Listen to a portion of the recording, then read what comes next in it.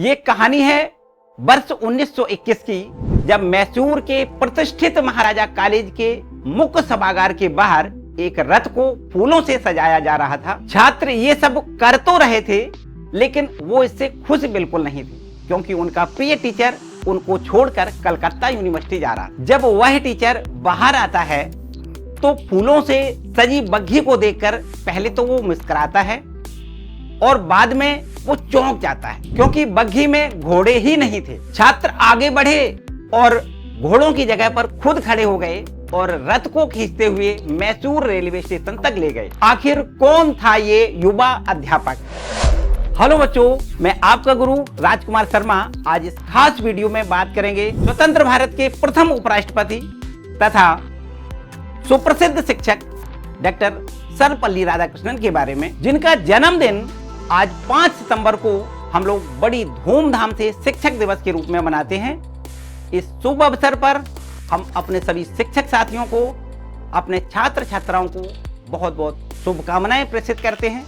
तो बात है 1926 की, जब अमेरिका की हार्वर्ड यूनिवर्सिटी में फिलॉसफी की सभा हुई और वहां पर हमारे प्रोफेसर साहब भी पहुंचे। तब तक शायद अमेरिका के लोग विवेकानंद जी के उस ऐतिहासिक दौरे को भूल चुके थे, क्योंकि उस समय को 33 वर्ष बीत चुके थे। लेकिन जब डॉक्टर राधाकृष्णन जी ने भारतीय दर्शन को अंग्रेजी में समझाना शुरू किया तो सभी लोग स्तब्ध रह गए और अगले दिन अखबारों की सुर्खियां उनके वक्तव्यों से भरी थी। ये पहली बार था जब तमिलनाडु के जमीन मापने वाले कनिष्ठ अधिकारी के बेटे को इतनी ख्याति मिली। वर्ष 1926 में डॉक्टर राधाकृष्णन की ऑक्सफोर्ड यूनिवर्सिटी प्रेस से एक बहुचर्चित किताब हिंदू व्यू ऑफ लाइफ और इसके 3 साल बाद एक और किताब an ideal view of life I. इसी के चलते डॉक्टर राधाकृष्णन का अमेरिका ही नहीं बल्कि पूरे पश्चिम देशों में डंका बजने लगा। और फिर साल 1937 में फिलॉसफी के क्षेत्र में उनके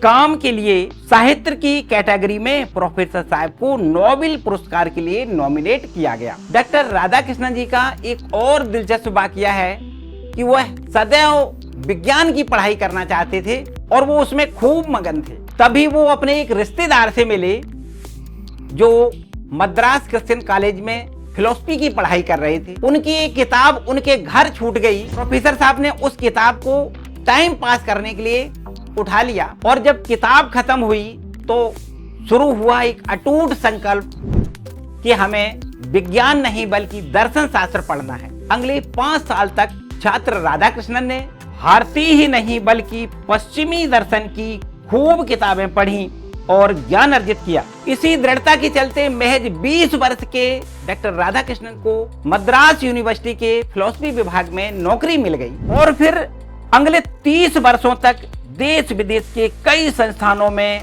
बतौर शिक्षक बड़े बड़े पदों पर रहे, कहीं प्रिंसिपल तो कहीं चांसलर।